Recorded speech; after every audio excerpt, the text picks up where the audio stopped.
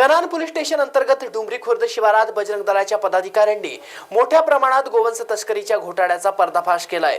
नागपूर ग्रामीण पोलीस अधीक्षक हर्ष पोद्दार यांच्या तातडीच्या आदेशानुसार कन्हान पोलिसांनी अखेर कारवाई करत आरोपीला अटक केली आहे आणि तब्बल 34,45,000 रुपयांचा मुद्देमाल जप्त केलाय। नागपूर जबलपूर राष्ट्रीय महामार्गावर मागील काही दिवसांपासून मोठ्या प्रमाणात गोवंश तस्करीचा वाहतुकीचे प्रमाण वाढले आहे।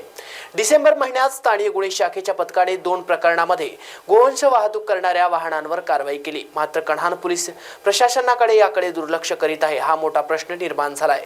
जर बजरंग दलाचे कार्यकर्ते आणि स्थानिक गुन्हे शाखा कारवाई करू शकतात तर कन्हान पोलीस निष्क्रिय का, हा देखील प्रश्न निर्माण झालेला आहे। रविवार 29 डिसेंबर रोजी 9 ते 10 वाजताच्या दरम्यान बजरंग दलाच्या कार्यकर्त्यांना माहिती मिळाली की डुमरी खुर्द शिवारात गोवंश जनावरे कत्तलीसाठी एका शेतात बांधून ठेवण्यात आली आहेत।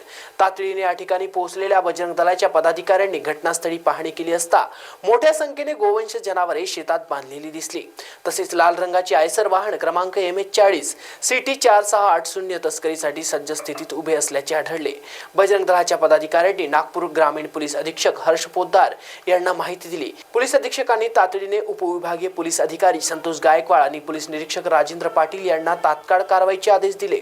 घटनास्थळी पोहोचलेल्या पोलीस अधिकाऱ्यांनी पाहणी केली असता शेतात 63 गोवंश जनावरे दोऱ्याने बांधलेली होती। आरोपी मोहम्मद शफीक कुरेशी वल्द अब्दुल्ला करीम कुरेशी वय 43 राहणार भाजी मंडी कामठी याला घटनास्थळीच ताब्यात घेऊन वाहन व जनावरांच्या मालकीचे कागदपत्रे विचारण्यात आली असता आरोपीकडे कोणती अधिकृत कागदपत्रे नव्हती। पोलिसांनी 63 गोवंश जनावरे आणि आयसर वाहन असा एकूण 34,45,000 रुपयांचा मुद्देमाल जप्त केला आहे। आरोपीविरुद्ध गुन्हा दाखल करण्यात आला असून कन्हान पोलीस पुढील तपास करत आहे।